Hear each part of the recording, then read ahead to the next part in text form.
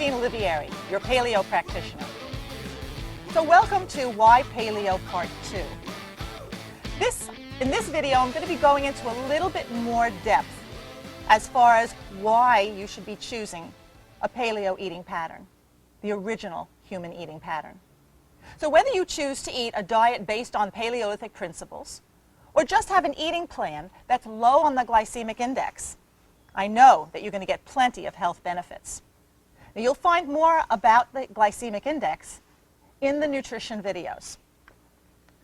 So again, going back to the Paleolithic era of human development of 2.5 million years ago, this can't be wrong, because this has brought us to where we are right now, which is the top of the food chain and dominating the planet. See, we broke off from the apes, specifically the chimpanzees, around that time. Now, chimpanzees are still on the planet today, and we know that they're not hunters. They may eat protein in the form of bugs, or if they can scavenge any game, but they really don't hunt. We did. We started hunting then. And that's why we started walking upright and getting these great big brains. So this can't be wrong. We know we need a high protein, high fat diet in order to be healthy. This is how we got to where we are. Now, paleo attempts to simply mimic our ancestral eating patterns in modern times. Nobody expects that you're going to be able to eat like a caveman, because you can't. We are not going to be hunting. You're not going to be bringing down big wild game. It just doesn't happen. And the fish from where we get our food from is not the clean oceans that our ancient ancestors were able to get their fish from. And the far more fibrous vegetable and fruit products that were found back then are far more refined today. We also eat a lot more dairy, grains, and legumes. And these foods were not at all seen in our ancient ancestors. So current eating patterns and lifestyle practices in our culture today are very poor and is largely responsible for our diabetes, obesity, and cardiovascular disease that we see in our cultures. We also spend a lot more time in doctors' offices and a lot more money on medicines. And this is unnecessary and not compatible with our ancient human genome. We are designed to live our whole lifetime healthy, fit, and strong, and lean. We know this by looking at current hunter-gatherer societies who live well into their 70s and 80s and still have low body fat percentages and health to the end. So let's talk a little bit about the carbohydrates that are best for human metabolism. Well, it's not going to be grains, because grains are way too high in sugar content, whether they're whole grains or refined grains. Nowadays, there's no difference. Why? Because of genetic modification.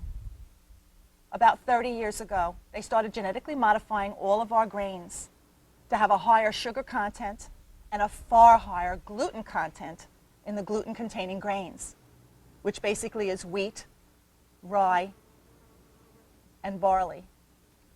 Corn and rice really do not have any gluten in them, which is why those grains are eaten by people who have gluten sensitivities. But grains are not inherent to human beings. We also should get our carbohydrates from non-starchy vegetables and some fruits. The reason why I say some fruits is because most fruit nowadays is much, much higher in sugar content than ever before in human history.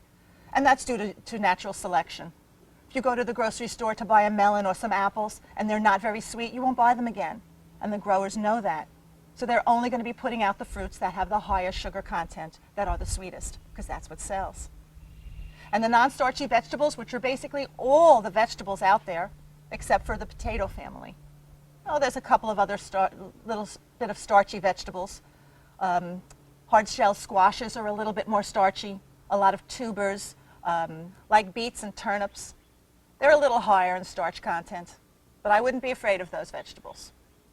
But the white potatoes really are not the best vegetable, way too high in sugar content. So you should avoid your grains. You should get your carbohydrates from non-starchy vegetables and some fruit. And the third thing about carbohydrates is to limit your beans, legumes, and your dairy to a minimum. Why? Beans are very high in carb. So are legumes. And the reason why we develop a lot of gas when we eat them is because we're not designed to eat them in large quantities. Oh, you can have some on a paleo diet, but keep it to a minimum. And dairy, of course, has a very high carb content because it's made from lactose, which is milk sugar. Problem with dairy is we're not designed to drink milk in our lifetime because milk is baby food. And most of the milk we drink comes from another species. We're supposed to be weaned by 2 to 3 years old, so we're really not supposed to drink milk in the lifetime. And by the time you're in your mid-20s, you've probably lost most of your lactase. And by the time you're older than that, you've probably lost all of your lactase. Therefore, you're going to get symptomatic when you have too much dairy, with bloating and gas, maybe some diarrhea, sometimes even constipation. Pay attention to your body and keep dairy to a minimum. The next category is your healthy fats. These are essential for human health, probably the most essential out of all of the macronutrients. The low-fat myth has ruined our health in the last 40 years. That myth came out of one flawed study. That study said that there's fat in the arteries of these people that we're finding on autopsy. Fat in the arteries must equal fat in the diet. Get rid of it. And that's when our health problems really took off.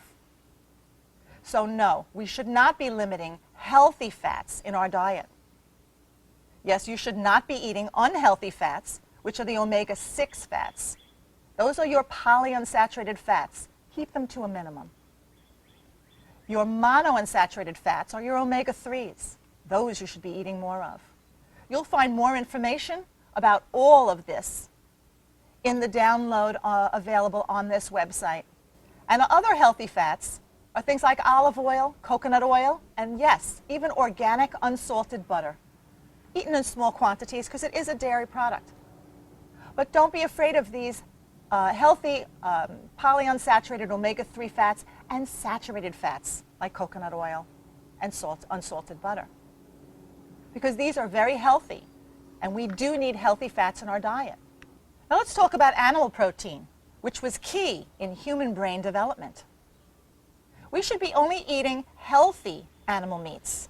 That's organic, pasture-raised, grass-fed. Look for these terms when you're buying your meat, your fish, your eggs, your chicken. Because grass is a natural diet for cattle and pigs and lamb. Yes, pigs eat other things. They eat tubers, which are root vegetables. They eat bugs. They eat flowers. But basically cattle and sheep, these animals eat basically grass, which is much lower in carbohydrate content than the grains that we currently feed them in the confined animal feeding lots. So that will lower the amount of unhealthy fats in their meat. You want to eat healthy animals because the meat will have far more health benefits with far more healthy fats like the omega-3s. Now let's talk about eggs. Eggs is also an animal protein source. They're exonerated now. Did you know that? A lot of people are still going on very old medicine from 30 years ago that eggs are high in cholesterol. Of course they're high in cholesterol. That's what eggs are. They're one of the highest cholesterol content foods we can eat. But that's not what raises your serum cholesterol, which is the cholesterol in your bloodstream. No. Your liver is a cholesterol factory and will make cholesterol out of all of the carbohydrates that you eat. So when you have that muffin for breakfast and don't have the eggs, you just raised your cholesterol. When you have the pancakes for breakfast instead of the eggs, you just raised your blood cholesterol. Now, eggs are so healthy in so many other ways. They're very healthy in protein source, choline, which is very important. They're very high in iron and other sources of omega-3 fatty acids. So eggs are very healthy food. Go ahead and eat your eggs 2, 3, 4 times a week if you want to. Another thing we should do for animal protein is avoid conventionally raised feedlot animals, like I said. Do you know what chickens eat? Most people don't. Well, we feed our chickens in our confined animal feeding operations is we feed them grains. We feed them corn. We don't let them go outside. We don't let them move around. We give them antibiotics and we give them steroids to get big and fat. But what chickens are supposed to do is go outside and scratch for bugs, protein. They're supposed to eat flowers and seeds and grass. So you want to find your organic meats whenever you can. You also want to avoid processed meats. If you're going to be eating some type of a sausage or bacon, look for uncured, please. Don't get the processed meats and the cured meats. They're cured nowadays with chemicals, nitrites and nitrates. Before the Industrial Revolution, they were curing meats because it would make meat last longer, of course, and they would cure it with sugar and salt. That's not optimal, but if you're going to be eating bacon or ham, look for uncured, please. At least it's cured with just sugar and salt and not the chemicals. Another source of animal protein is cheese and yogurt. These are okay in small quantities, and fermentation aids in digestion.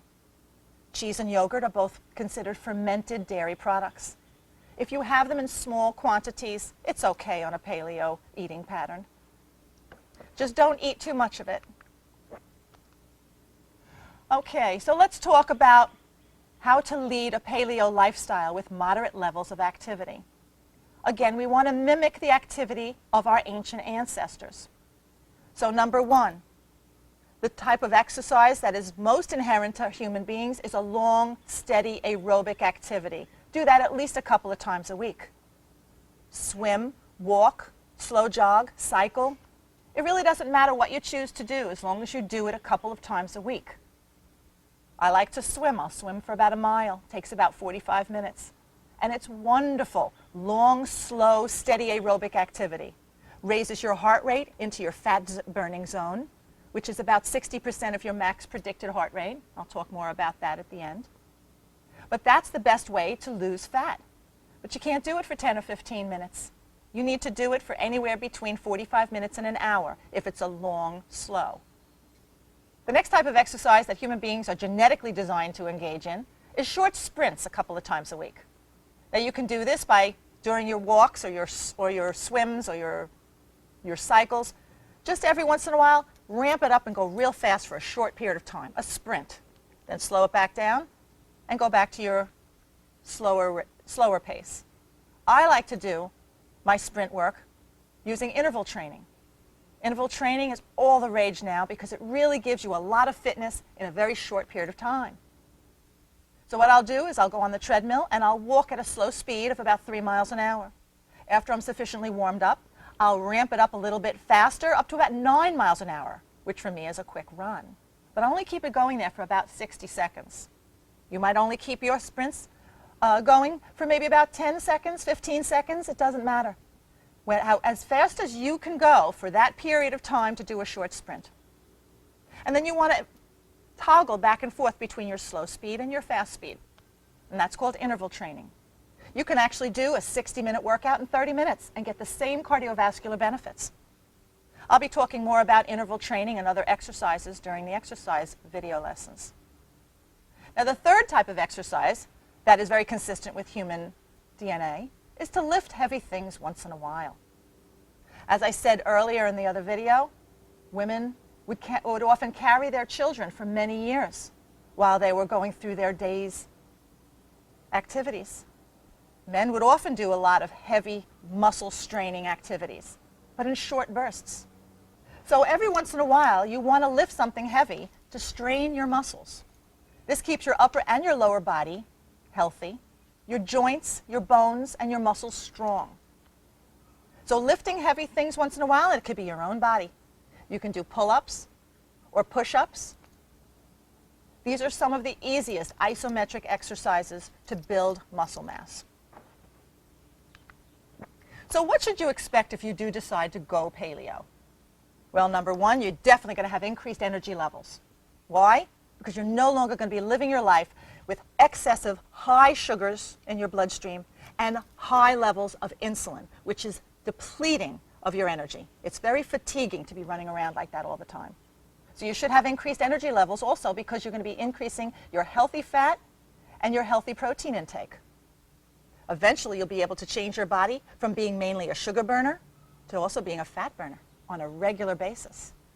You'll be changing your body's engine from a strictly gas engine to a hybrid engine that can switch off on energy usage between fats and sugars at a drop of a hat.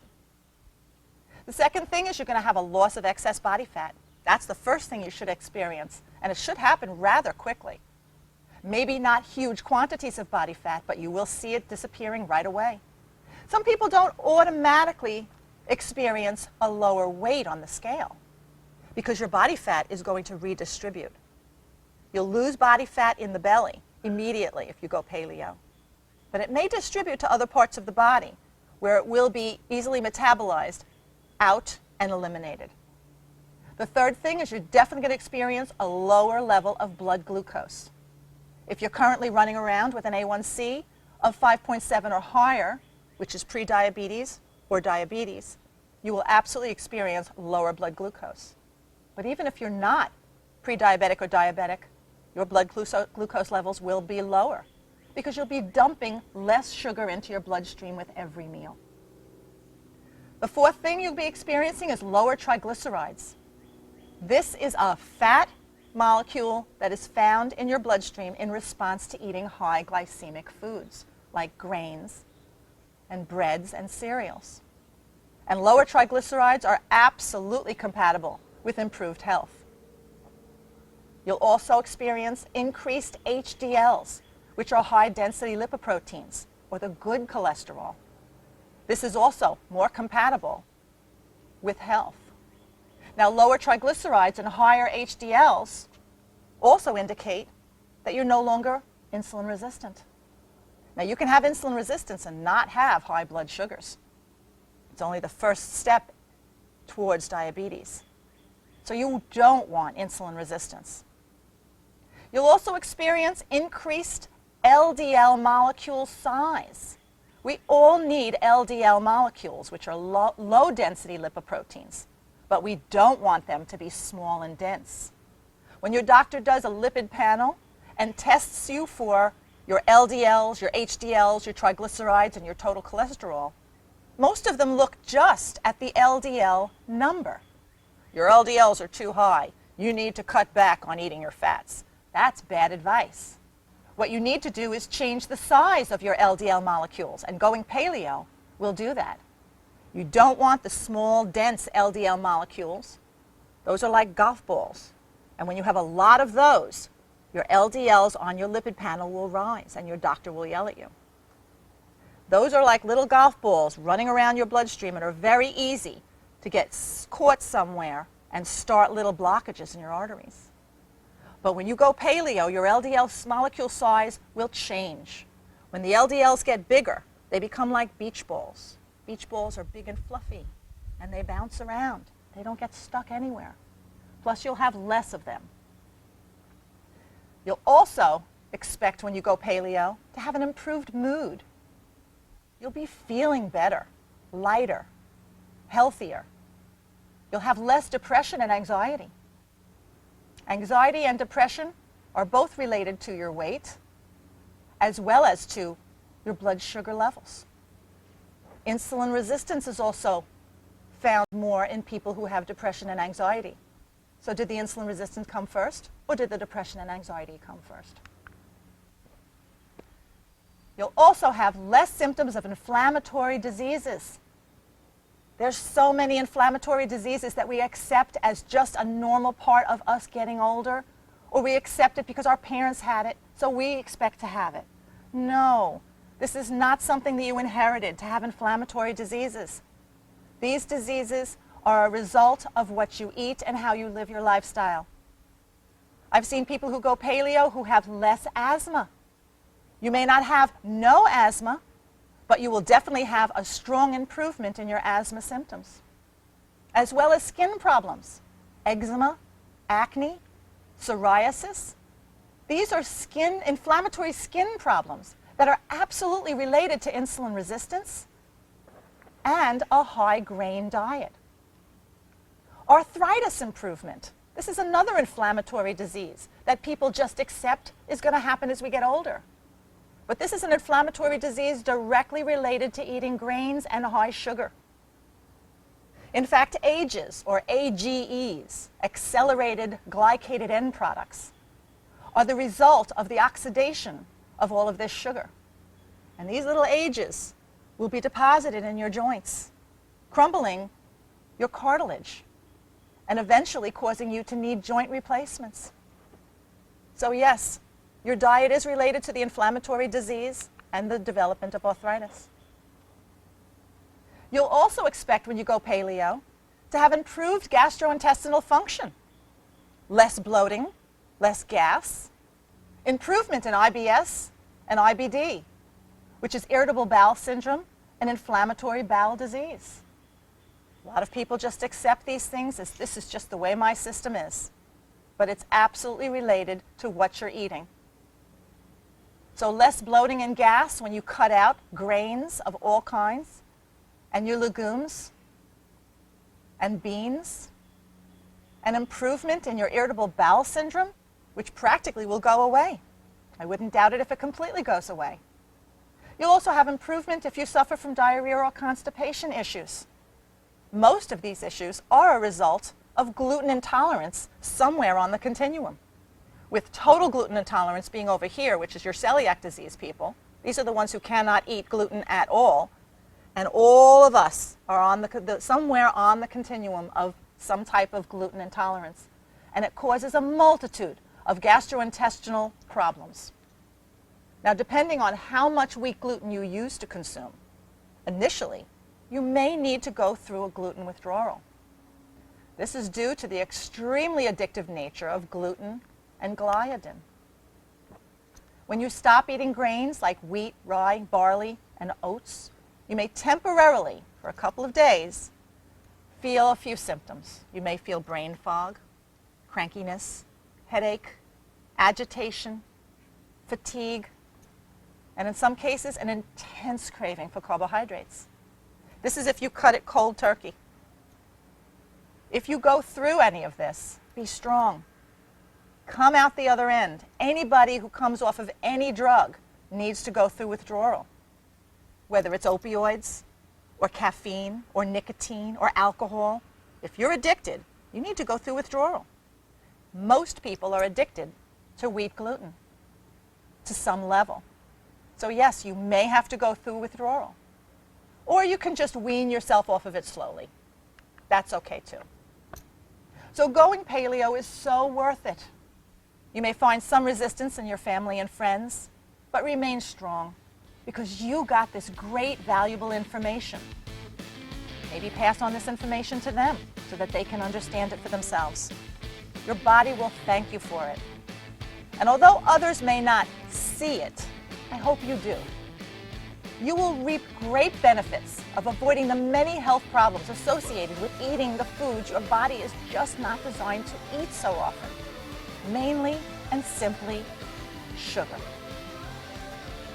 Thank you for letting me be your paleo practitioner.